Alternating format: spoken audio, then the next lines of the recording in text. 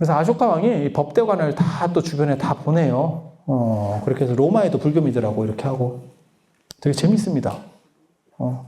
그래서 열심히 막 주변 나라에 다 불교하고 그리고 84,000개의 탑을 건립했다는 거예요. 그 전에 있었던 8개 탑 중에서 부처님 돌아가시고 8개 탑을 세웠거든요. 그 중에 7개 탑을 열어서 84,000개 탑을 만들었다는 거예요. 이게 뭘 의미하는지 아세요? 불교를 보편적으로 확대한다라고 하는 것도 있고 앞에 이야기로 돌아가면 서방교단 사람들이 후발주자이기 때문에 거기는 탑이 없어요. 탑이 없어. 그러니까 자기네들이 정통이고 싶다라고 하는 얘기를 계속해도 뭐가 있냐면 부처님 사리 그 다음에 탑 이런 건 다 동방교단에 있는 거예요. 그러니까 권위가 안 서. 그러니까 이 사람들이 뭘 했겠어요? 아쇼카 왕한테 줄을 댔겠지.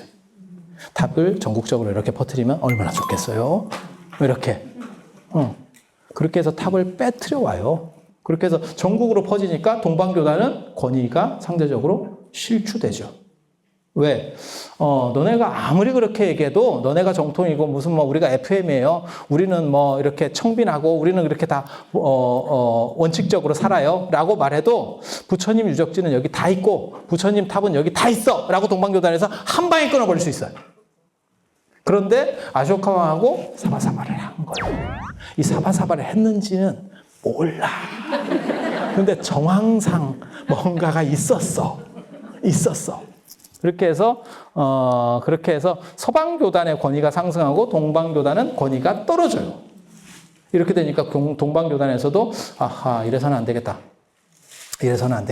무언가 작전을 세워야겠다. 라고 한 게 뭐냐면 8대 성지라고 하는 겁니다. 8대 성지.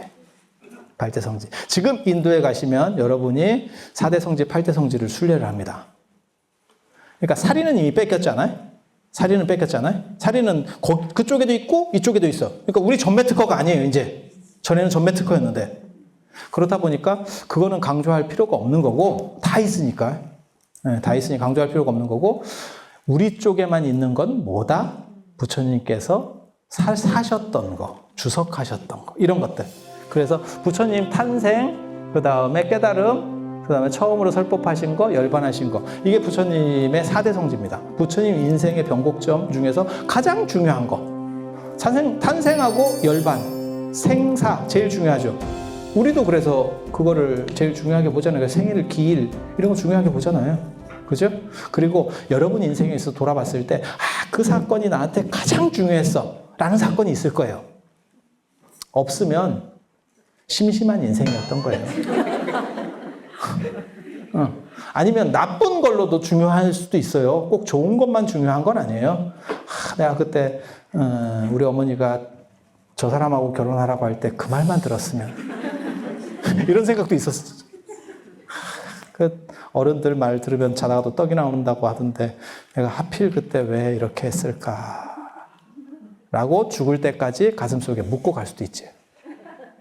그걸 말로 하면 교양인이 아니고 아무 생각도 없이 그냥 살 수 있으면 너무너무 행복한 거예요. 박수 보내드리고 싶어요. 박수 보내드리고 싶어요. 그래서 이런 걸 강조하는 거예요. 그리고 또 8대 성지니까 하나가 더 있어요. 이렇게 4대 성지 룸비니, 부타가야, 사르나트, 쿠시나가르. 그래서 태어나시고 열반하신 거는 뭐 똑같이 들어가는 거고 중요한 거고 또 하나는 부처님은 이제 깨달음을 얻어서 부처님이 되시는 거잖아요. 그러니까 깨달음 굉장히 중요하고 그다음에 불교가 오늘날까지 전해질 수 있는 거는 설법을 하셔서 그러다 보니까 이 사르나트, 녹야원이라고 하는 게 중요한 거고 이렇게. 그리고 또 강조하는 게 뭐냐면 이거 말고 또 인도에 가면 8대 성지라고 하는 개념이 있는데 그 8대 성지가 4+4거든요. 저 4대 성지 플러스 4. 저게 위대한 신통을 보인 곳 4곳이에요. 부처님 일생에 있어서 가장 위대한 신통 보인 곳 4곳을 추려요. 그게 사위성, 공여성, 왕사성, 바이샬리 이렇게 4곳입니다. 그래서 사위성 같은 경우가 이제 거기서 저 신통이 부처님 일생에 있어서 가장 위대한 신통이에요. 그래서 저거를 특별히 대신변이라고 합니다. 가장 위대한 신통. 옛날 사람들이 진짜 뭘 정리해 놓을 때 편하게 해놨어요. 제가 그런 얘기 하거든요. 우리나라에 보름 들어가는 명절들이 많이 있는데, 뭐 7월 보름, 6월 보름 유도, 7월 보름 백종, 뭐 8월 보름 한가위, 그 다음에 정월 보름, 뭐 이런 것들이 있는데, 어느 보름이 제일 세냐라고 물어보면 사람들이, 정월 보름인가? 8월 보름인가? 이러는데, 그렇게 표시를 해놨어요. 대보름. 정월 대보름. 그래서 이런 것도 마찬가지예요. 다 신통인데 신통을 4번 보이셨는데 아주 큰 신통만 중요한 신통을 4번 보이셨는데 이거를 대신변이라고 그래요. 그래서 이 신통이 최고 신통입니다. 사위성에서 망고나무 기적이라고 그래가지고 설명해주면 재미는 있는데 시간이 없어요. 시간이 없어요. 그래서 4번 있었어요. 그냥 그렇게만 알아두세요. 그리고 또 뭘 얘기하냐면 열애향실이라고 부처님이 주석하신 데가 있어. 여러분 부모님을 추모하는 공간을 하나 만들고 싶어. 무덤이 추모하는 공간이 될 수 있죠. 거기는 어른의 어떻게 보면 육신이 이렇게 모셔져 있는 공간이잖아요. 그죠? 그거 다 동의하실 수 있죠. 하지만 무덤에 그 어른이 사셨었느냐? 그건 아니죠. 그 어른이 뭐 30년 동안 사셨던 저 방 어때요? 오히려 그게 의미가 있겠다는 생각은 안 해보세요? 이게 이 어른이 이 방에서 진짜 무슨 뭐 40부터 70까지 돌아가실 때까지 계속 저 방을 썼었는데 라고 하면 그 어른 추모한다는 생각이 들 수 있잖아요. 그 2가지가 있는 거예요. 그 중에 하나가 무덤. 무덤은 사리를 모신 스투파, 탑. 그거는 다 이제 분배가 됐으니까 별로 영험하지 않고 장소. 크게 큰 절들에서는 부처님께서 오래 주석하셨던 공간이 있는 거예요. 부처님 방. 쉽게 말해서 부처님 방. 그거를 열애향실이라고 합니다. 부처님께서 계셨기 때문에 향불이 안 끊어졌대. 향연기가 안 끊어졌대. 부처님을 공경하는 의미에서 향을 피워진 것들이 끊어지지 않았대. 그래서 그런 데가 왕사성에서는 이제 영축산 열애향실.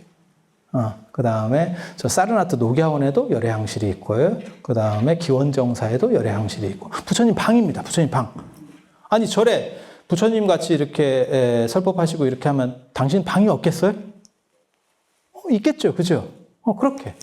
그래서 그런 데를 굉장히 막 띄웁니다. 띄우는 이유는 뭘까요? 그렇게 띄워야만 동방교단이 정통성이 있다는 것을 주장할 수 있으니까. 그래서 4대 성지, 8대 성지를 순례하라라고 하는 얘기가 장암 유행경에서부터 나오는데, 실제로는 이렇게 교단이 분열하고 난 뒤에 아마 사리탑이 넘어가고 서리탑이 다 분배가 돼서 84,000탑이 만들어지고, 84,000탑이라는 의미는 많다는 뜻입니다. 인도에서 아주 많은이라고 얘기할 때 상투적으로 쓰는 말이 84,000이에요. 그래서 그 뒤에 동방교단이 당신네들의 어떻게 당위성을 변증하기 위해서 하는 것들이 4대 성지, 8대 성지의 순례예요.